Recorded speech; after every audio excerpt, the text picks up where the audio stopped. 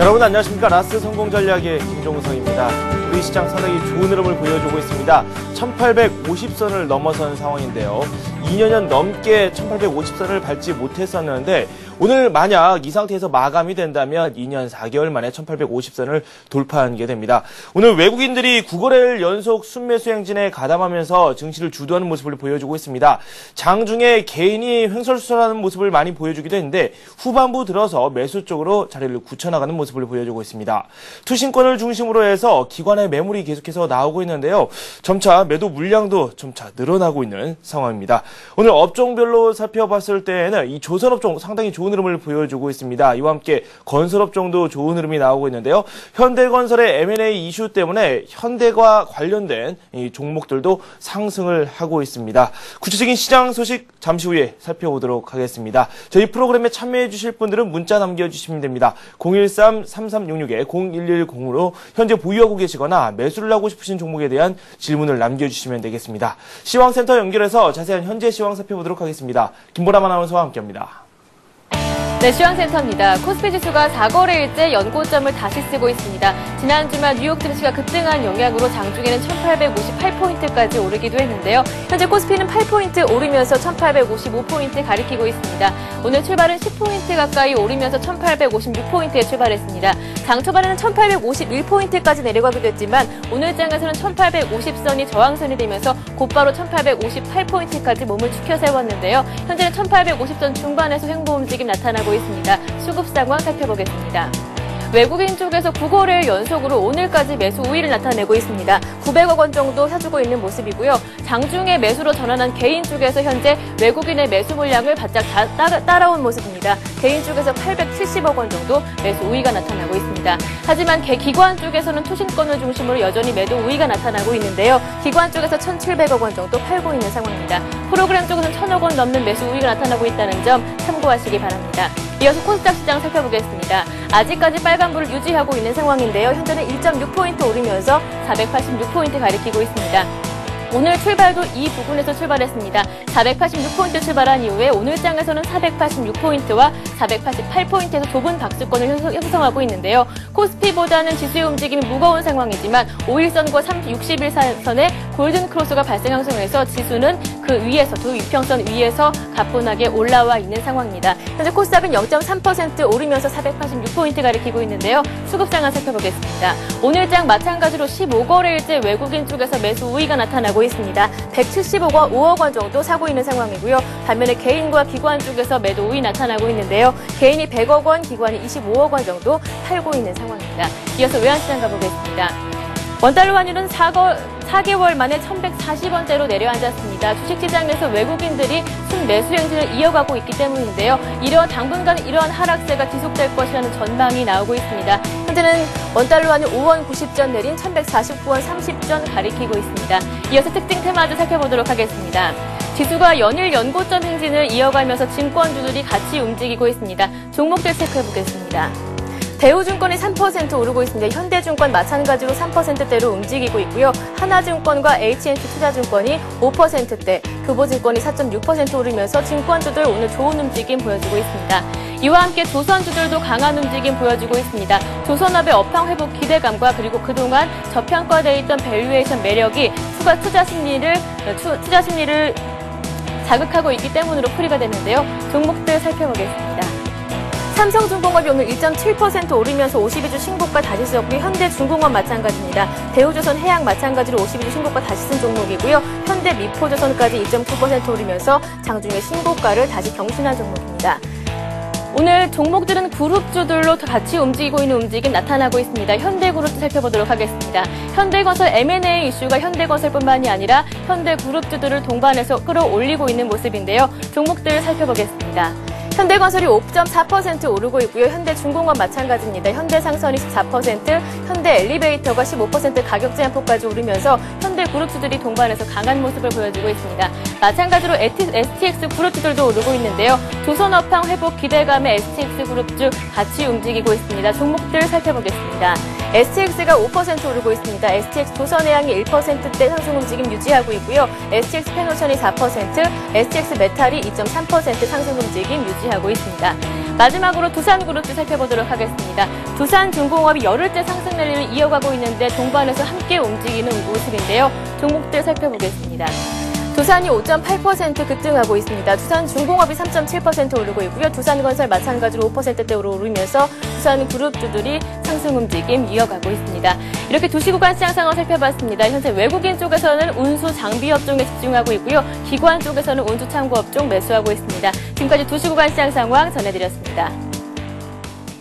네, 현대그룹주, 두산그룹주들이 상당히 좋은 흐름을 보여주고 있습니다. 현대중공업 같은 경우는 장중에 3% 가까이 오르면서 시총 4위로 뛰어오르는 모습을 보여주고 있습니다. 시장 상황 구체적인 소식 더 알아보도록 하겠습니다. NH투자증권의 김영렬 연구원 연결되어 있는데요.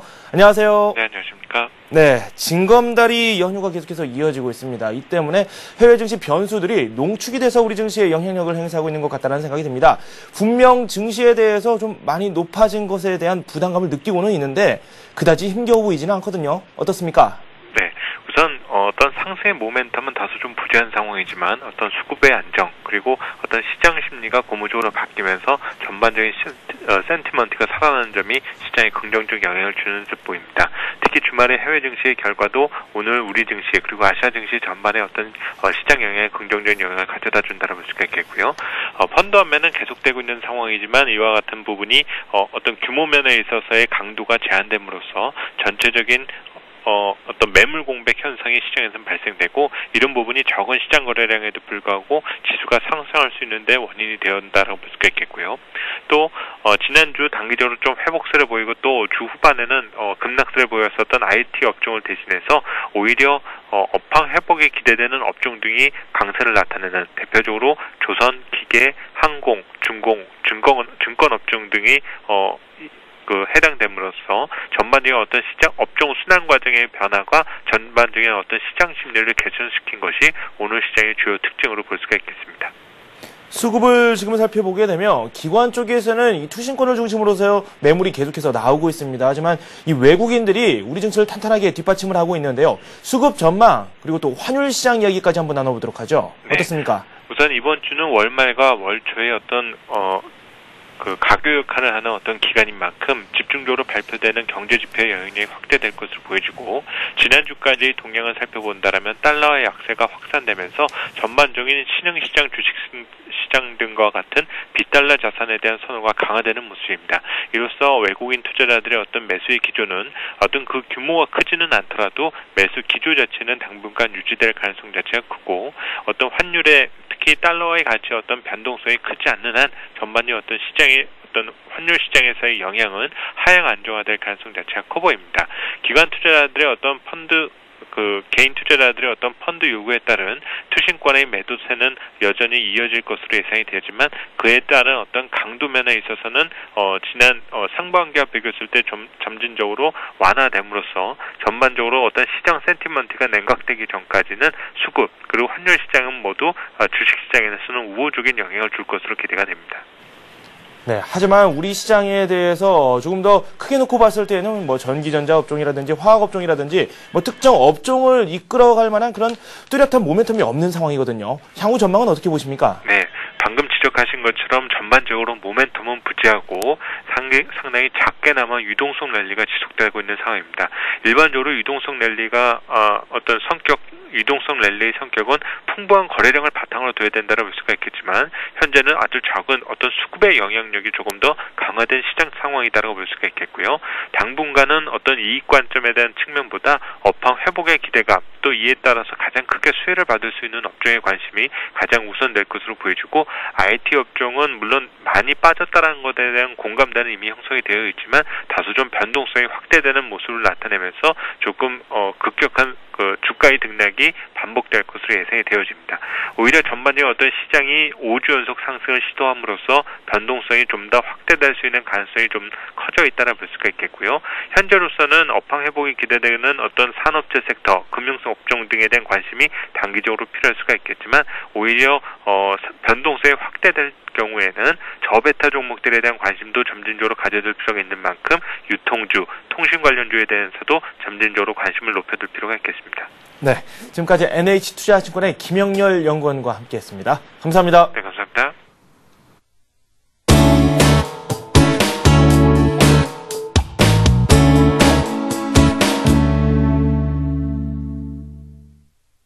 네, 오늘의 이슈 저희가 집중적으로 점검을 해보도록 하겠습니다. 하이투자증권의 김영진 부장 연결되어 있습니다.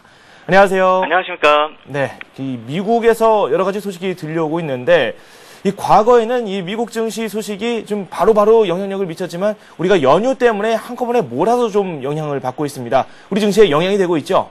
네, 그렇습니다. 주말에 나왔었던 뉴스도 또 우리 시장에 호재로 작용이 되고 있는데요. 내구재 주문이 호전됐다는 소식, 이 지표가 발표되자마자 미국에서 이 지표를 평가하는 코멘트들이 과연 이게 좋아진 것인가, 또 헷갈리게 할 수 있는 그런 해석도 나오는 그런 모습이었는데, 전체적으로 부진한 수치가 나왔기 때문에 그렇죠. 하지만 세부 내용을 살펴보면 긍정적인 모습이 나타나고 있기 때문에 억지로 호재로 둔갑시켰다 이렇게 볼 필요는 없겠다 이렇게 말씀을 드리겠고요. 내구재 주문이 이 지표가 향후에 기업의 생산과 설비 투자를 가늠할 수 있다는 그 점하고 더불어서 미국같이 국방산업이 큰 비중을 차지하는 나라 같은 경우는 미국 정부의 정책적인 효과로 부풀려질 수도 있다는 그런 성격의 지표죠. 하지만 이번에는 그러한 부풀림이 없었다는 점이 좀 시장이 환호를 했다 이렇게 봐야 될 것입니다. 국방산업이 오히려 부진했고 이것을 제외한 수치가 오히려 호전됐다는 그 점을 시장에서 환호하고 있다. 이 점을 볼 필요가 있어 보인다 이렇게 말씀을 드리겠는데요. 전체적인 수치가 예상보다 안 좋았지만 정책적인 효과로 포장이 될 수 있는 수치에 대해서 오히려 감소되는 그런 부분이 나타나고 민간 부분이 개선됐다는 점, 이 점이 시장에서 가장 기다려왔었던 민간 경제의 회복 소식하고 맞물렸다. 이것을 봐야 된다. 이 말씀을 드린 것이고요. 그동안의 정책적인 효과에 피곤한 투자자들이었죠. 계속 민간 경기 쪽에서 나오는 지표가 안 좋았기 때문에요. 하지만 정부가 더 이상 수치를 만들기에 급급한 상황이 아니라는 그 자신감까지 보여줬다는 점에서 환호했다. 이렇게 봐야 될 테고요. 시장 참여자가 자신감을 되찾을 동기를 부여했다. 이렇게 봐야 되겠습니다. 개별 기업의 흐름을 봐도 이러한 배경을 뒷받침할 수 있어 보이는데요. 이날 주식들 움직임을 보면은 신고가 행진을 지속한 애플이나 또 올해 최고치를 기록했었던 캐터필러나 IBM, 또 최고치에 근접하고 있는 텍사스 인스트루먼트 같은 종목들이 거의 폭등세를 보였다는 점, 이 점을 눈여겨볼 필요가 있다 이렇게 말씀을 드리겠는데, 애플의 경우 같은 경우는 소비하고 기업 생산 활동에 직접적인 영향력 있게 이미 성장을 한 그런 기업일 테고요. 캐터필러와 IBM, 또 텍사스 인스트루먼트 같은 경우가 이번 내구재 주문 그 지표의 핵심인 기업의 설비 증설 또 투자로 이어지는 그 과정에서 가장 핵심을 이룬다는 그 기업이라는 점에서 중요한 움직임이었다 이렇게 말씀을 드리겠고요. 이러한 기업들이 선도주로 움직이는 그 시장의 모습을 보면 현재 진행되는 시장 상황을 단순히 유동성 공급만으로 만들어진 지표가 끌고 가는 그런 장세가 아니라 이제는 긍정적인 내용까지 뒷받침되고 서서히 펀더멘털적 요소가 갖춰지기 시작했다는 점, 이 점을 봐야 되겠다 이렇게 말씀을 드리겠습니다. 네. 일단은 긍정적이다라는 분석을 내려주셨습니다. 국내 시장도 한번 되돌아보도록 하겠습니다. 흔히 시장을 주도하는 업종, 신고가 업종을 통해서 많이 느낄 수가 있는데 최근 들어서 신고가 종목들이 조금은 줄어든 게 아닌가라는 생각도 들긴 합니다. 지금 많이 오르고 있는 그런 업종에 올라타는 게 바로 바람직한 것인지 그에 대한 투자 분석에 대한 이야기가 좀 필요할 것 같은데 어떻게 생각하십니까? 예, 그렇죠. 신고가 종목들이 약간 좀 줄어든다 이렇게 보이는 이유는 전기 전자 업종 쪽이 워낙에 좀 부진하기 때문에 그쪽에서 신고가 종목이 거의 나오지 않고 있기 때문에 그렇게 보인다 이렇게 말씀을 드려야 될 것 같습니다. 오히려 중형주급의 종목들은 더 가볍게 움직이고 있다. 이 점을 좀 살펴봐야 될 것 같은데요. 업종별 흐름이 차별화되는 데 있어서 실적이 크게 작용된다는 점, 이 점도 인식을 해야 될 것입니다. 왜냐하면 이제부터는 프리어닝 시즌으로 이미 진입을 했기 때문이죠. IT 같은 경우 실적 모멘텀이 약화된 것이 사실입니다. 3분기 실적이 좋다라고 하더라도 향후 전망이 좀 불안한 상태고요. 그렇기 때문에 주가 흐름이 탄력적이지 못하다 이렇게 봐야 될 테고요. 그동안에 이제 가격 조정을 좀 감안을 하면 가격 조정보다는 이제 기간 조정이 좀 예상이 되긴 하지만 시장이 계속 상승 추세가 지속이 되고 있기 때문에 상대적 박탈감이 좀 심한 상태다 이렇게 봐야 되겠죠. 하지만 이쪽에 대해서 이러한 말씀은 드릴 수가 없다 분명히 말씀을 드렸고 이 기간 조정을 좀 인내할 필요 있겠다 이렇게 말씀을 드리겠습니다. 자동차 같은 경우가 오늘 현대차 리콜 소식으로 인해서 단기 악재성 재료가 노출됐기 때문에 좀 하락세를 보이고 있고 또 그러면서 같은 자동차 부품주도 하락을 하고 있는데요. 중장주의적인 추세는 유효하다 이렇게 봐야 될 테고요. 그 밖의 종목들, 이제 기계, 조선, 화학, 철강 이쪽의 산업재 섹터를 좀 봐야 될 것 같은데요. 기존 중국 관련주로 볼 수 있는 이런 업종의 흐름은 아주 긍정적이다 이렇게 봐야 되겠죠. 화학 업종의 실적은 자동차와 더불어서 모멘텀이 강한 상황이고요. 기계, 조선, 철강은 글로벌 경기 둔화 우려감이 이제는 기업 설비 증설하고 투자라는 그 관점까지 부과되면서 새로운 모멘텀까지 부여된 상황이다 이렇게 봐야 되겠죠. 또 내수하고 유통 이쪽도 신고가 종목에 좀 동참을 하고 있는데요. 원화절상 수혜는 이미 다 나온 재료고요. 이제는 아시아권 통화절상을 통해서 중국 소비자의 구매력 증대 효과가 나타나는 그런 복합적 성격이 있기 때문에 펀더멘털적 뒷받침이 되고 있다 이렇게 봐야 되겠습니다. 오늘 신고가 종목은 다들 화학, 기계, 조선업종에서 나오고 있고요. 대부분 실적 시즌으로 이어지는 이런 상황에서 움직임이 앞으로도 좀 지속적으로 탄력이 이어질 것이다 이렇게 봐야 될 것입니다. IT 업종 쪽은 뭐 바닥다지기가 좀 진행 중이기 때문에 비관적인 전망보다는 좀 상대적으로 탄력 둔화된다 이렇게 인식할 필요 있어 보이고요. 뭐 신저가를 내고 있는 그런 상황은 아니기 때문에 너무 좀 비관적으로 접근할 필요는 없겠다 이렇게 말씀을 드리겠고, 역설적으로 보면 이들 IT 업종이 시가총액 상위 종목에 많이 포진이 돼 있기 때문에 이들이 탄력 둔화가 됐기 때문에 오히려 시장이 과열 양상으로 이어지지 않고 종목별 장세가 이어지고 있다. 이 점도 좀 이해할 필요 있어 보입니다.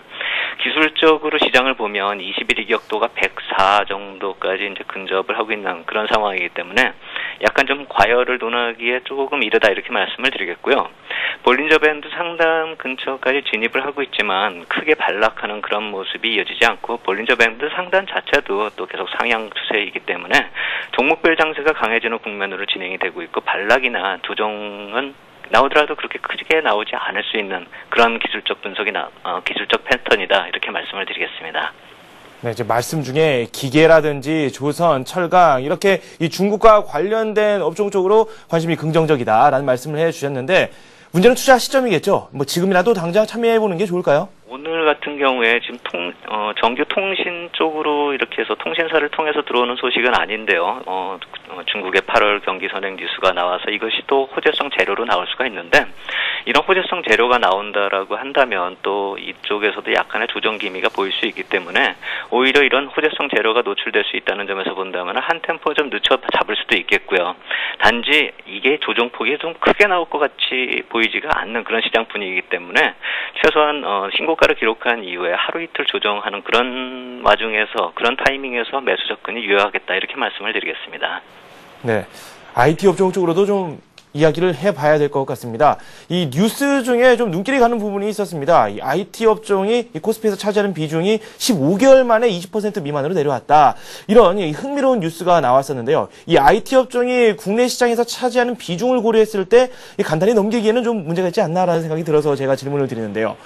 향후 우리 주가 지수에 좀 어느 정도 영향을 미치지 않겠습니까? 그렇죠. 대표성이 부여받은 그런 업종이 그런 식으로 좀 많이 줄어들었다는 점, 비중 자체가 줄어들었다는 점이 보면은 이미 가격 조정을 많이 받았다. 이 점으로 해석을 해야 되겠습니다. 하지만 중요한 것이 이제부터는 실적 모멘텀이 더 중요해질 텐데 향후의 전망이 약간 좀 불확실한 그런 측면이 있기 때문에 IT 업종 쪽에서는 추가적인 가격 조정보다도 어느 정도 모멘텀이 부여받을 수 있는, 예를 들자 하면은 한국의 경기 선행 지수가 좀 턴을 하는 그런 모습이 나타나고 한다면은 좀 기대를 할 수가 있겠는데 아직은 우리 지수가 경기 선행 지수가 완전히 턴하기에는 아직은 이릅니다. 그렇기 때문에 이번 달 지수, 경기 선행 지수가 나오는 이 상황을 좀 지켜본 다음에 다음 달 경기 선행 지수가 나온 그런 모멘텀 한번 생각을 해본다면 결국 기간 조정이 한 보름 내지 한 달 정도는 좀 남지 않았나 이렇게 생각이 됩니다. 네. 우리 증시 모멘텀만으로는 상상이 좀 힘들겠죠. 해외에서 나오는 여러 가지 변수들도 잘 따져봐야 되지 않을까라는 생각이 듭니다. 조금 전에 중국의 경기 선행지수에 관한 말씀을 해주셨는데 중국 증시 다시 상승을 좀 하고 있네요. 이번 주 일정 한번 저희가 점검을 해보죠. 예, 미국 쪽 일정 먼저 본다면은 오늘 밤에 케이실러 주택가격지수하고 소비자 기대지수가 나올 테고요. 30일 같은 경우 시카고 PMI 지수하고 1일에 ISM 제조업 지수가 이어지는데요. 이 PMI 지수하고 ISM 제조업 지수가 좀 중요하다 이렇게 말씀을 드리겠습니다. 왜냐하면은 지난번에 ISM 제조업 지수 발표가 될 때요, 이번 달 거가 악화될 것이 미리 선반영이 되면서 좀 좋게 나왔다 이런 얘기가 나왔기 때문에 ISM 제조업 지수는 좀 관심 있게 지켜봐야 되겠다 이렇게 말씀을 드릴 텐데요. 중요한 거는 중국 쪽이다 이렇게 말씀을 드리겠습니다. 오늘 기다리던 소식이 나왔다 이렇게 봐야 될 텐데요. 아마도 공식적으로 집계가 된다라고 한다면 아마도 장 마감이 돼야 되지 않을까 이렇게 싶은데요. 지금 장중에 시장에서는 이미 뉴스가 루머 성격으로 좀 돌고 있습니다. 8월 경기 선행지수가 나왔는데요. 10개월째 둔화 국면이 지속되었지만 그 낙폭의 기울기가 전월 대비 많이 축소가 됐습니다. 7월이 마이너스 0.44%였는데 이번 달이 그 절반 정도로 축소가 됐기 때문에 호재성 대로다 이렇게 봐야 되겠죠. 10개월째 둔화 국면 이것을 볼 게 아니라 다음 달 정도면 이제 경기 반전 기대감을 충분히 불어일으킬 수 있는 그런 수치로 변했다 이것을 봐야 됩니다. 항상 말씀드렸듯이 경기가 반전된다 이거보다도 경기 반전의 시그널이 나타날 수 있는가 이것을 찾아봐야 된다 이 말씀을 드린 것인데요. 오늘 저 수치가 공식적으로 확인이 된다라고 한다면 4분기의 경기 반전 기대감 이제는 충분히 불러일으킬 수 있겠다 이렇게 말씀을 드리겠고요. 그렇다라고 본다면 이달 말에 한국의 경기 선행지수도 관심권이고 아까 말씀하신 그런 IT 업종 같은 경우도 이러한 경기 선행지수하고 같이 동행할 수 있다는 점에서 충분히 관심권에 둘만하다 이렇게 말씀을 드리겠습니다.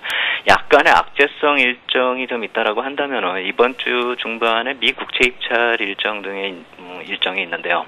글로벌 유동성 흐름에서 단기적으로 변화가 나타날 수 있는 그런 가능성이 존재한다 이렇게도 말씀을 드리겠습니다.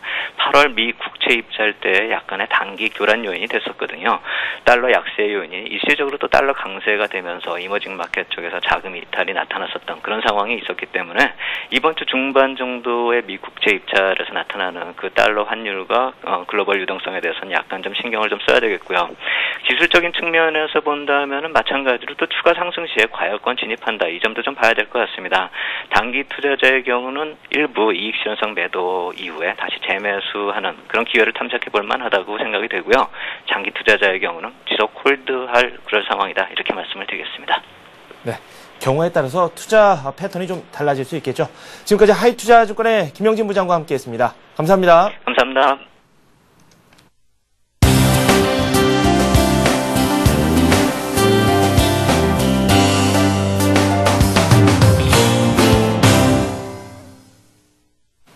동양종금증권의 최일종 팀장 연결되어 있습니다. 수급 상황 점검을 한번 해보도록 하죠. 안녕하세요. 네, 안녕하십니까? 네, 외국인들이 계속해서 주식을 순매수하고 있습니다. 이 투신권의 매물 만만치 않게 나오고 있는데 어떻습니까? 네, 그렇습니다. 오늘 우리 증시, 미국 증시 상승에 힘입어서 추가적으로 지수의 고점을 지금 갱신을 하고 있는 그런 상황인데요. 여전히 외국인들 수급 상당히 좋습니다. 오늘도 1,100억 이상의 순매수 흐름 보여주고 있고요. 덩달아서 외국인들과 함께 개인들의 순매수 우리가 또 주목을 해봐야 되는 부분이고 어차피 기관들 쪽 같은 경우는 이제 펀드들 그러니까 투신 쪽에서의 매도는 계속해서 나올 가능성이 있기 때문에 이러한 부분은 우리가 좀 무시해도 되지 않느냐 이렇게 판단을 해볼 수 있는 부분이 있는데요.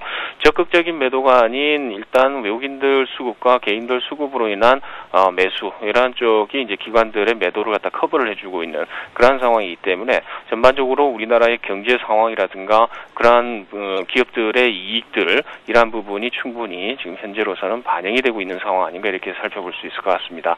오늘 수급 동향 살펴보게 되면요. 외국인들 거래소 쪽에서 1,130억 이상의 순매수 흐름 보여주고 있고요.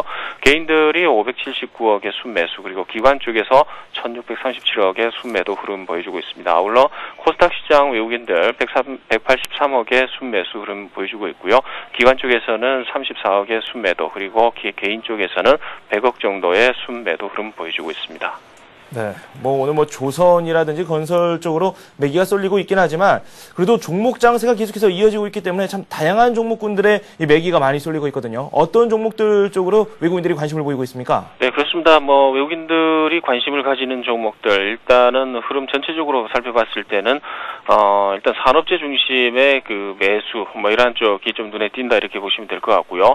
매도 쪽을 보게 되면은 대체적으로 전자 쪽 이러한 쪽이 매도의 핵심 업종이다 이렇게 보시면 될 것 같습니다. 외국인들 순매수하는 종목들로는 LG 디스플레이와 현대중공업 그리고 삼성엔지니어링, 현대차 그리고 한국타이어 등으로 순매수가 강하게 좀 유입이 되고 있는 그러한 상황이고요. 매도하는 종목들 살펴보게 되면은 삼성전자와 LG전자 그리고 LG 제일모직과 KB금융 등으로 순매도가 지금 확대되는 그러한 모습을 보여주고 있습니다. 아울러 기관들 쪽에서의 순매수하는 종목들을 살펴보게 되면요. 두산과 두산중공업, 대한항공과 하나금융지주, KT 등으로 순매수가 적극적으로 들어오고 있고요. 아울러 기관 매도 종목들을 살펴보게 되면은 KB금융과 코오롱인더 그리고 만도와 LG전자, 삼성화재 등으로 순매도가 좀 확대되는 모습을 보여주고 있습니다. 아울러 외국인들과 기관들 동시 순매수를 살펴보게 되면요. 대한항공이 1순위가 될 것 같습니다. 일단 기관 쪽에서 순매수가 상당히 좀 많이 들어오는 그런 상황이고요. 대한항공과 하나금융지주 그리고 하나케미칼, 삼성증권 그리고 기업은행 등으로 순매수가 적극적으로 들어오고 있고요. 대체적으로 오늘은 그 대한항공, 하나금융지주 쪽을 기관들이 각각 72억, 68억 이상의 순매수 흐름을 보여주면서 상당히 좀 강한 탄력을 보여주고 있다 이렇게 보시면 될 것 같습니다. 그동안 두산 인프라코 쪽으로 해서 계속해서 관심을 두고 계셨는데 포트폴리오에서 제외가 됐거든요. 그 배경이 있습니까? 네, 그렇습니다. 오늘 그동안 흐름이 좋았죠. 두산 인프라코를 일단은 단기 이실현 개념에서 제외를 하는 것으로 이렇게 말씀을 드려보도록 하겠고요.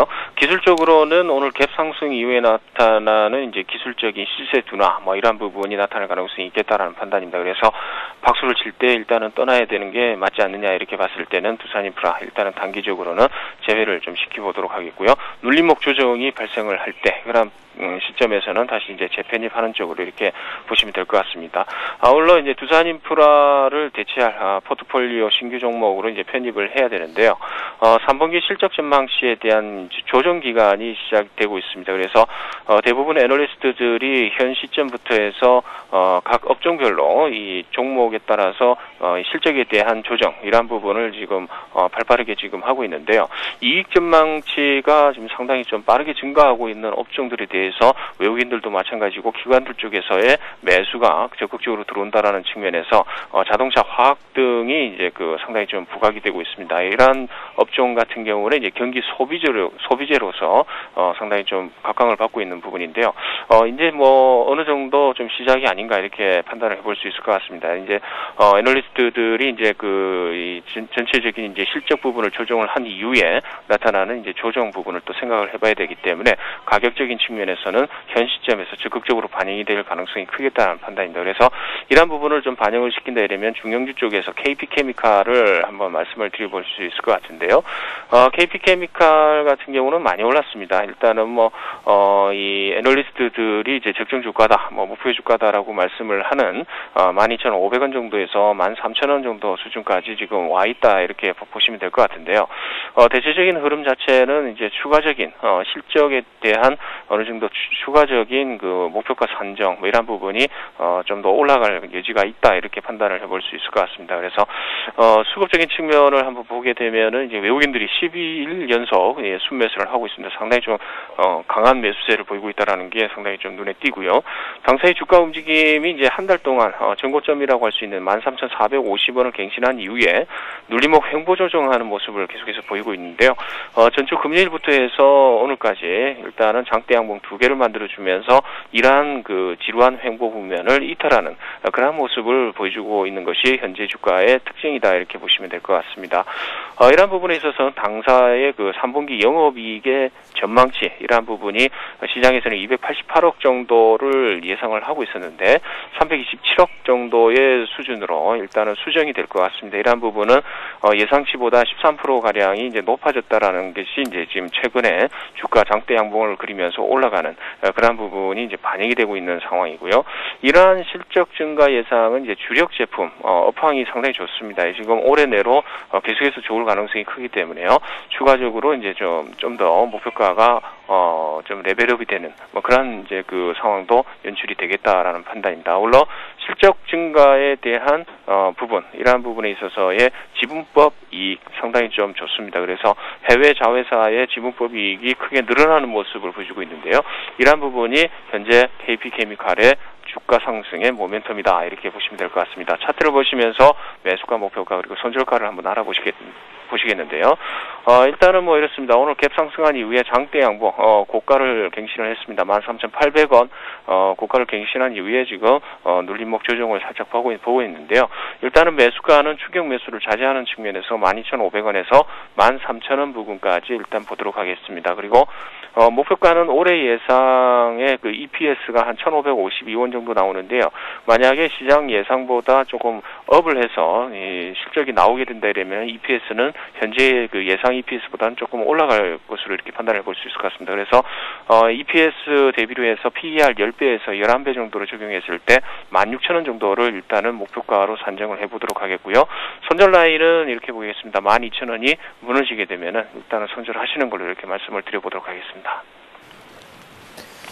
네, 알겠습니다. 지금 KP 케미칼에 대한 말씀을 많이 해주셨는데 지금 현재 상황을 살펴보니까 6% 넘게 급등을 했거든요. 좀 부담이 좀 있을 수도 있을 것 같아요. 어떻게 하는 게 좋을까요? 그렇습니다. 일단은 아까도 말씀을 드렸다시피 추격 매수는 일단 자제하시는 걸로 이렇게 말씀을 드려보도록 하겠고요.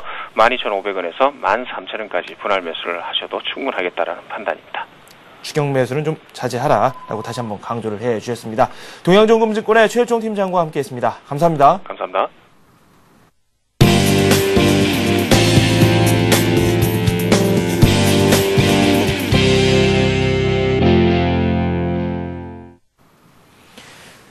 네, 잠시 후 스피드 종목 상담이 이어집니다. 여러분께서 직접 참여하실 수 있는데요. 저에게 문자 많이 보내주십시오. 013-3366-0110번으로 현재 보유하고 계시거나 매수를 하고 싶으신 종목에 대한 질문을 남겨주시면 되겠습니다. 이번에는 급등주 한번 살펴보도록 하겠습니다. 백룡승천님 연결되어 있는데요. 안녕하세요. 안녕하십니까. 네, 오늘의 급등주 어떤 종목입니까? 예, 오늘은 증시가 1850에 안착하는 흐름이 나오면서 증권주들이 좋은 흐름을 보여주고 있는데요.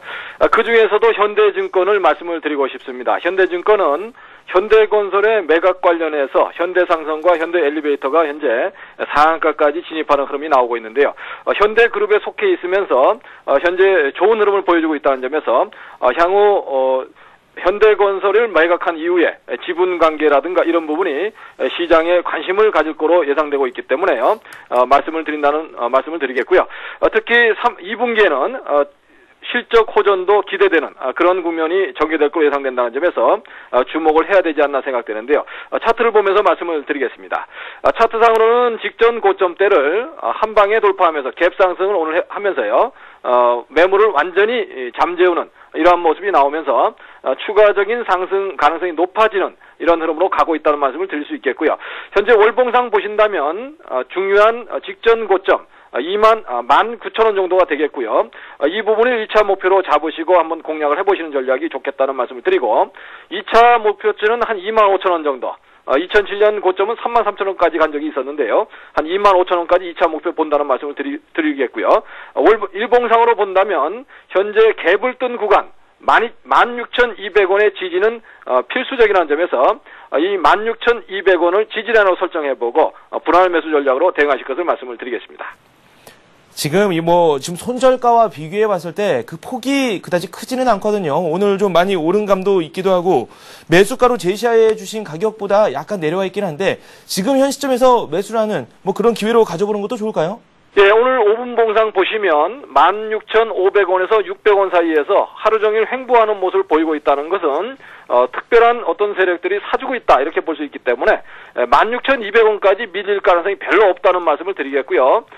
따라서 16,200원까지 밀린다면 일단은 매도세한테 지는 게 되기 때문에 그런 경우는 같이 매도를 해주는 전략이 좋겠다는 말씀을 드리고요. 현재 구간 16,600원, 16,500원 이 부근에서 거래가 되고 있는데요. 이 부분의 매수는 좋아 보인다는 말씀을 드릴 수가 있겠습니다. 네, 현대증권에 대한 말씀 저희가 추가적으로 더 들어봤습니다. 백룡승천님과 함께했습니다. 감사합니다. 감사합니다.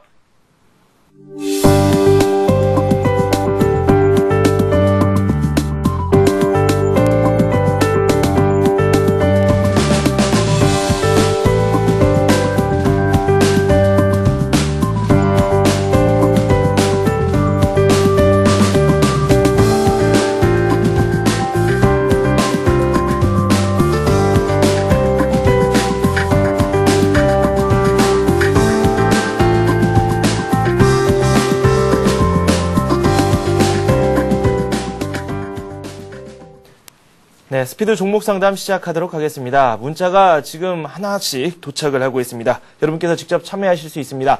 013-3366-0110번으로 문자 남겨주시면 되겠습니다. 오늘은 메리츠 정금증권 동소문지점의 신종익 과장과 함께하도록 하겠습니다. 안녕하세요. 안녕하십니까.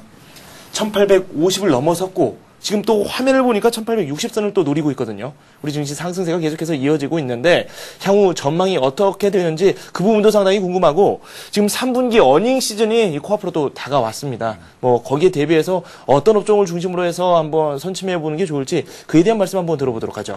일단 전체적인 큰 흐름 안에서는 이격 조정은 단기 급등에 대한 이격 조정은 있을 수 있겠지만 전체적인 숨을 고른 후에 다시 재상승하지 않겠느냐. 그리고 금요일날 있었던 미국의 자본재 쪽의 터닝은 어떤 기업들의 설비 투자를 대변할 수 있는 부분이고 오늘 그 중국의 경기선행지수에 대한 부분도 나타나면서 실제로 M2 총통화비율이 8월부터 돌기 시작했고 거기에 그 장단기 금리차가 9월부터 이제 돌기 시작하는 모습이 보였고 중국 시장의 주식시장이 조금 올라오는 모습. 그러니까 경기선행지수에 지표로 포함될 수 있는 항목군들이 다 터닝하는 모습을 보였기 때문에 9월에는 경기선행지수가 좀 터닝을 하지 않겠느냐. 그렇다면 전체적인 큰 대외적인 변수라든가 국내 수급상이나 전체적인 종합해보면 증시의 흐름은 지속적으로 좀 우상향의 흐름들은 좀 더 이어져 나가지 않겠느냐라고 보시면 될 것 같고요. 전체적으로 어닝 시즌에 이제 프리 어닝 시즌에 들어가면서 이제 10월에 육박하면서 실적에 대한 관심이 좀 많으신데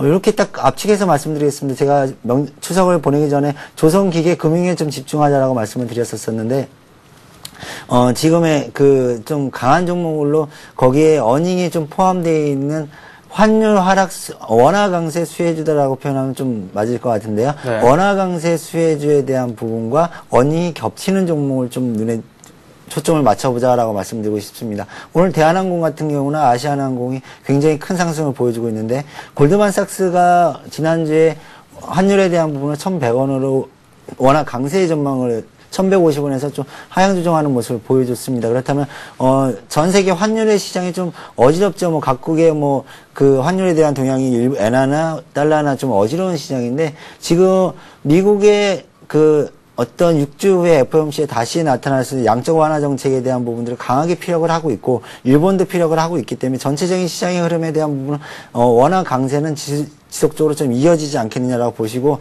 환율에 대한 수혜주와 거기에 또 대한항공이나 아시아나항공 중에 어닝이 좋은데 주가 수준이 어떤 IT 주도주의 힘에 의해서 같이 눌렸던 대한항공 이런 종목군들에 좀 집중하시는 게 그래서 항공 관련주들은 조금 조정 시에 오늘 좀 급등했기 때문에 좀 조정 시에 분할 매수 전략을 쓰시는 게 가장 좀 우수해 보이고 거기에 내수 업종에 대한 부분도 좀 강하게 좀 보실 필요가 있지 않겠나 싶습니다.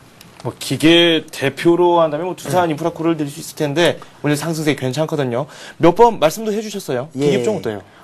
그 캐터필러에 대한 상승을 계속 말씀을 드리면서, 주가 수준으로 본다면, 캐터필러가 지금 2007년 고점에 대한 부분이 거의 다 와 있습니다. 거의, 유사하다라고 보시면 될 것 같은데요. 어떤 기업의 손익구조는. 그러면 두산인프라코가 지금 2007년에 고점이 얼마냐라고 캡션을 달아봤을 때 44,000원 정도 되거든요. 네. 그렇다면 그 괴리가 상당히 많이 벌어져 있습니다. 아직까지. 근데 11월에 있을 이제 오버행 이슈에 대한 부분들이 자꾸 주가를 화려하게 발산을 못 시키는 어떤 캐터필러의 주가 상승을 못 쫓아가는 모습을 보이고는 있는데 일단은 요새 책 강세를 보였기 때문에 오버행 이슈 수준까지의 그 10월 되면 다시 한번 또 부각이 될 것 같습니다. 그렇다면 그 부분에 좀 팔아놨다가 오버행 이슈가 좀 사그라들 때 다시 한번 매수하는 전략도 좀 나아 보이고요. 지금 입장에서 개인적으로 좀 장기 투자자들 입장에서는 업황이 워낙 호전되고 있기 때문에 좀 긍정적인 시각에서 좀 부침이 있더라도 좀 끌고 가시고 3만 원대 이상에 대한 전략을 세우시고 끌고 가는 전략도 좀 유효해 보인다고 생각이 듭니다.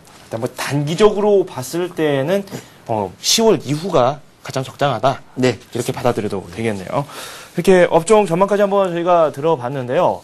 지금 공교롭게도 첫 번째 종목으로 이 삼성전자에 대한 질문이 올라와 있습니다. 전기전자 업종의 이 대표적인 선두주자죠. 이 삼성전자 매수하신 분이 계시는데 매수하신 가격이 77만 원이고요. 15%를 보유하고 계신다고 합니다. 오늘 좀 하락하고 있는데 꼭 상담해 주십시오. 이렇게 문자를 남겨주셨습니다. IT 업종 전반적인 상황도 짚어주시죠. 아직까지는 제가 지속적으로 IT, 아직까지는 계속 나오면서 아직까지는 좀 빠릅니다라고 계속 코멘트를 드렸고요. 거기에 대한 부분은 어차피, 휴레패커드라든가 마이크로소프트사, 지금 인텔이나, 하반기로 들어갈수록 이익 전망치를 하향 조정하고 있는 모습이고 그 이익 조정, 매출에 대한 하향 조정이 상당히 크다라는 부분입니다. 거기에 대한 부분이 모바일이나 이제 스마트폰이나 모바일 폰이라든가 어떤 태블릿 PC 쪽으로 이전되는 과정 속에 있다라고 보시면 될 것 같고요. 그 분기가 지금 현재 상태로 놓여져 있을 때 4, 4분기가 조금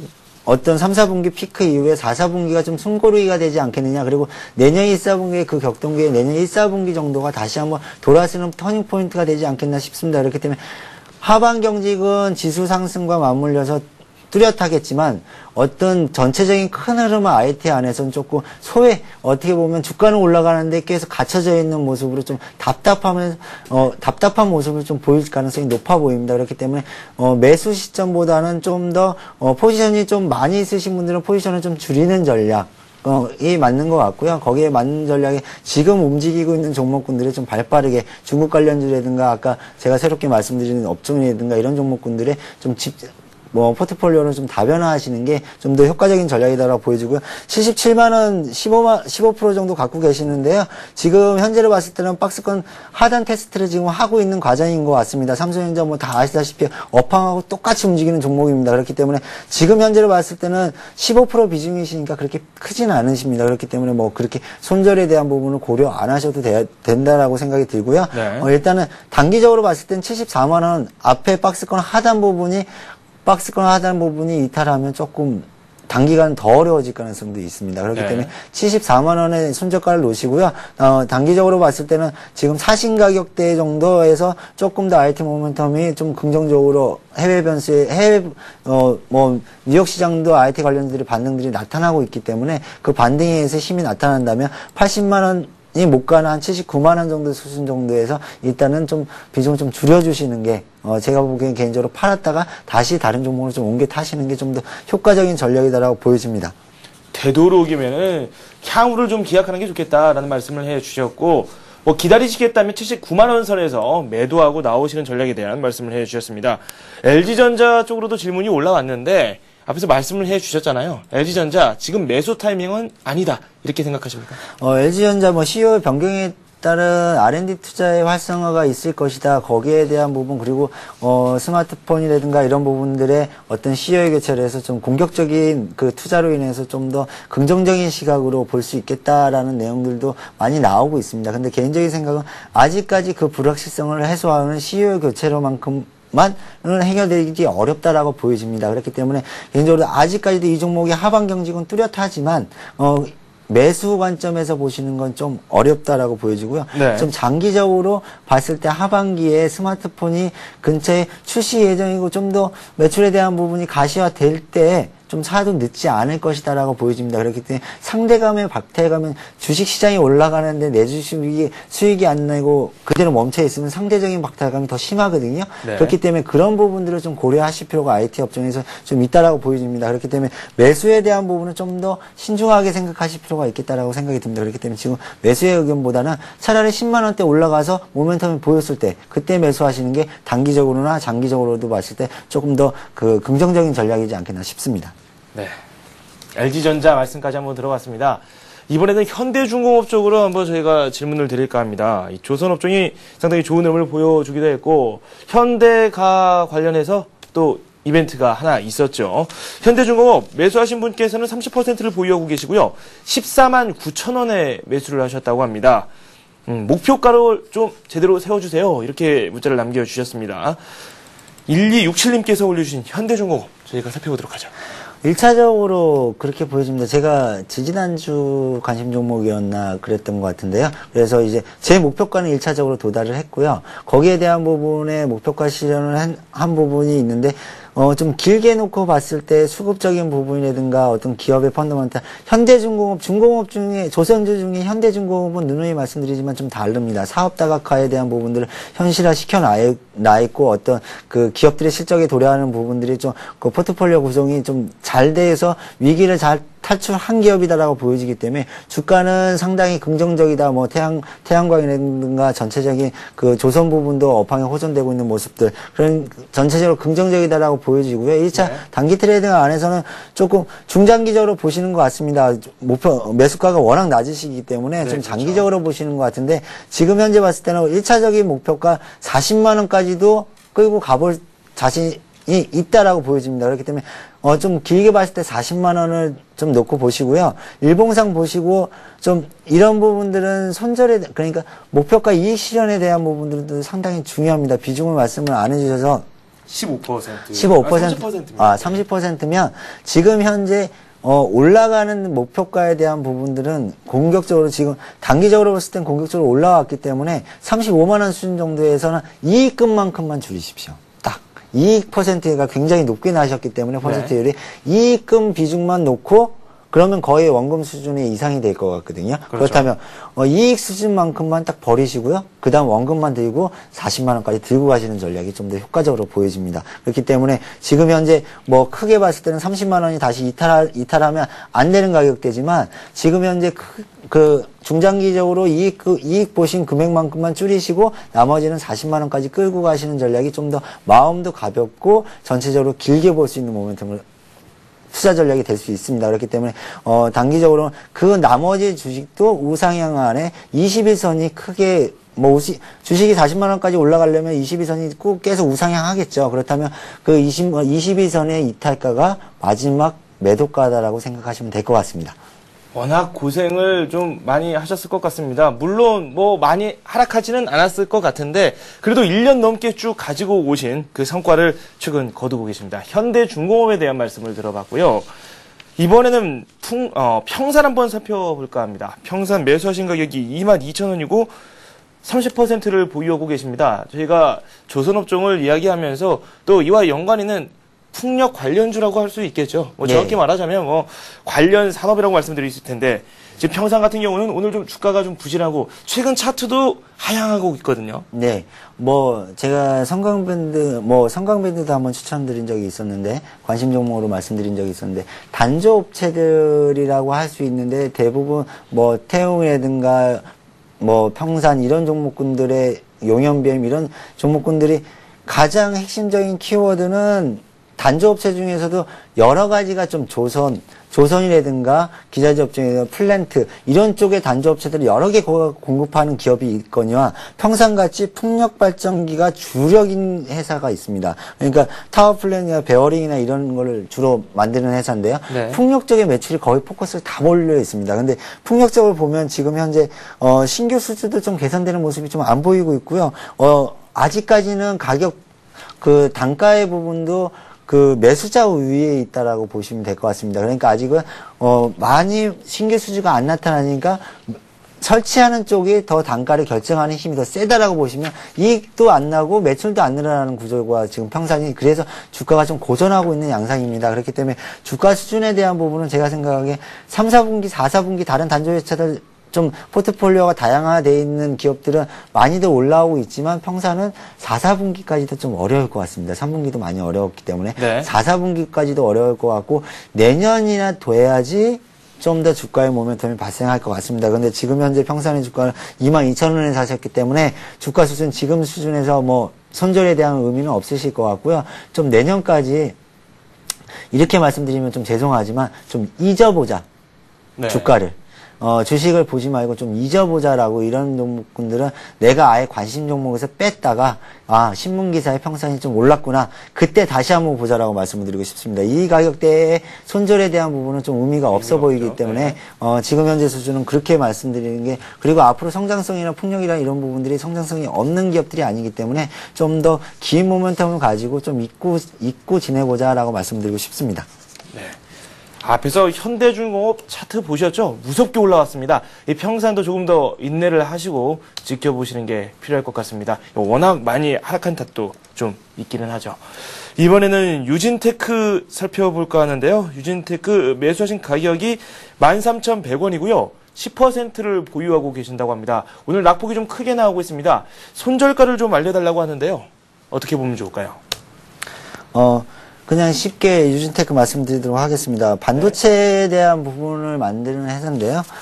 반도체에 대한 그 종목군들에 대한 부분들이 요새 굉장히 어려운 모습을 좀 보이고 있죠. 근데, 유진테크 지금 현재 기업의 실적에 대한 부분은 나쁘지 않습니다. 그런데 반도체 전공정 장비의 LPDV라는 장비를 제조하는 업체인데 실제로 이 업체에 오늘 목표가 하향하는 증권사도 있었습니다. 실질적으로. 근데 2만 원 정도로 하향 조정했던 것 같은데 지금 현재 주가 수준으로 봤을 때는 그렇게까지 힘든 상황은 아니다 싶은데 반도체 업황하고 전반적으로 앞에서 IT 업종들 말씀을 드렸지만 반도체 부분들이 조금 어려워지기 시작하고 거기에 대한 부분 내년에 하이닉스나 삼성전자의 본격적인 투자가 이뤄졌을 때 유진테크가 다시 한번 조명받을 가능성이 높습니다. 그렇기 때문에 지금 현재 당장은 좀 어려울 가능성이 있습니다. 그렇기 때문에 단기 손절에 대한 부분은 12,000원 차트 흐름 좀 보면서 말씀드리도록 하겠는데 12,000원 20에서 12,000원이 깨면 전체적인 대한 부분을 좀 손절에 대한 포지션을 좀 보시는 게 좋을 것 같고요. 거기에 지금 수급적인 부분 아직 기관 수급이 꾸준히 쫓아 올라오고 있기 때문에 큰 흐름 상태에서 그리고 주가 수준이 단기적으로 반등이 나왔기 때문에 전체적인 흐름은 다시 22선 지지가 나타나고 12,000원 깨지 않으면 다시 반등할 가능성도 있습니다. 그렇기 때문에 지금 사신 가격이 그다지 비싸지 않기 때문에 13,100원 그리고 14,000원에 대한 목표가는 14,000원 다시 돌파에 대한 부분은 업황 부분이 조금 어렵기 때문에 14,000원 사신 가격에 좀 더 이상 나오면 좀 더 매도 전략을 쓰시는 게 좀 더 효과적으로 보입니다. 네. 이번에는 저희가 관심 종목을 살펴봐야 될 텐데요. 그동안 산업재 쪽으로 말씀을 상당히 많이 해주셨어요. 네. 근데 앞에서 말씀을 하실 때는 조선, 기계, 이 밖에도 금융 쪽도 관심을 둬야 된다 이런 말씀을 해주셨는데 마침 오늘 관심 종목이 하나금융지주입니다. 이러한 측면에서 금융주에 대한 매력이 얼마 정도 있는지 말씀 좀 해주시죠. 아직까지는 좀 빠르다라고 생각이 듭니다. 아직까지 증권업종도 실적에 대한 모멘텀이 확실하게 살아나지 않았고 거기에 은행도 실적 모멘텀이 확실한 상황은 아닌 것 같습니다. 그런데 실제로 봤으면 말씀드리겠지만 지금이 마지막 바닥 구간인지 실적의 바닥 구간인지 않겠나 싶습니다. 그리고 순이자 마진이 상당히 크게 증가를 하고 있고 3쿼터에 들어와서 좀 이자 개선 속도, 이자 마진 속도가 좀 늘어나는 모습들을 보이고 있습니다. 전체적인 은행들이 다 그렇습니다. 그런 모습을 보이고 있고 충당금에 대한 부분도 2분기에 워낙 많이 쌓아놨기 때문에 3분기로 갈수록 그 PF에 대한 부실 충당금이 좀 축소될 가능성이 있다라고 보여지고요. 거기에 대한 부분, 이제 하나금융지주에 대한 부분을 좀 말씀을 드리는 이유는 우리금융에 대한 M&A, KB가 공식적으로 지금 KB금융이 인수에 대한 표시를 안 했기 때문에 하나금융으로 우리금융이 넘어갈 가능성이 높습니다. 거기에 대한 부분에 시너지에 대한 부분이 주가 상승 모멘텀으로 좀 작용할 가능성이 높고요. 거기에 지금 현재 PBR, BPS 대비 PBR 수준으로 봤을 때 0.7배 수준에 놓였기 때문에 은행주 중에서는 가장 저평가 메리트가 있는 주식입니다. 지금 현재 봤을 땐. 그렇기 때문에 하나금융주가 오늘 다른 은행주하고 달리 좀 강한 모습을 보여주고 있기 때문에 좀 긍정적인 모습으로 보여주고요. 오늘 제가 할 때는 좀 더 낮은 가격이었는데 매수가를 34,000원 초반대로 잡도록 하겠습니다. 34,000원에서 32,000원 사이에 좀 매수가를 34,200원에서 34,000원 초반대로 좀 잡도록 하고요. 거기에 대한 목표가는 38,000원. 그리고 내년까지 영업이익 개선 속도가 좀 빠를 거기 때문에 내년 중장기 투자자들에 대한 부분들은 은행주로 한 번씩 꼭 담고 가셔도 좀 나쁘지 않겠다라고 보여집니다. 네. 저희가 한 3주 전인가요? 이 NHN에 대한 이야기를 나눴었는데 목표가를 돌파해서 21만 원 선까지 올라갔거든요. 말씀 좀 해주시죠. 예, 코멘트를 드리도록 하겠습니다. 이제 중기 21만 원이 이 회사 최고가입니다. 제가 이제 그 전에 1차 목표가를 드린 게 20만 7천 원인데 일단은 오늘 기관 외국인 매수세가 동반했다라고 보여집니다. 제가 수급적으로 봤을 때. 근데 21만 원에 대한 돌파 여부가 일단은 오늘로 결정이 난 것 같습니다. 그렇다면 제가 2차 목표가를 25만 원을 드렸는데 거기에 비중을 축소에 대한 부분 오늘 목표가 근처에 목표가를 터치했으니까 비중을 가지고 계신 거에 30%만 줄여보자라고 말씀드리고 싶습니다. 그리고 2차로 비중을 30%를 더 줄이는 단가가 23만 원. 거기에 마지막 목표가를 마지막 가지고 갈 수 있는 25만 원까지 들고 가시는 전략으로 사용하시는 게 가장 긍정적이다라고 좀 보여집니다. 그렇기 때문에 전체적인 큰 흐름 안에서 지금 박스권 돌파 여부에 대한 부분을 한번 타진해보자라 해서 이 목표가를 20만 7천 원을 들렸었는데 거기에 대한 부분을 오늘 시그널이 나왔기 때문에 좀 목표가의 30%만 축소하는 전략을 쓰시는 게 효과적인 것 같습니다. 네, 이렇게 해서 관심 종목까지 들어봤습니다. 메리츠증권의 신종익 과장과 함께했습니다. 감사합니다. 네, 감사합니다. 1860선 넘을 수 있을지 상당히 궁금했는데 장마감 20분여를 남기고 1860선을 돌파했습니다. 지금은 동시효과를 맞이했는데요. 동시효과에서는 0.6% 오르면서 장 진행 중에 있습니다. 잠시 후 2부에서 종합적인 장 상황 정리를 해드리겠습니다. 잠시 후 뵙겠습니다.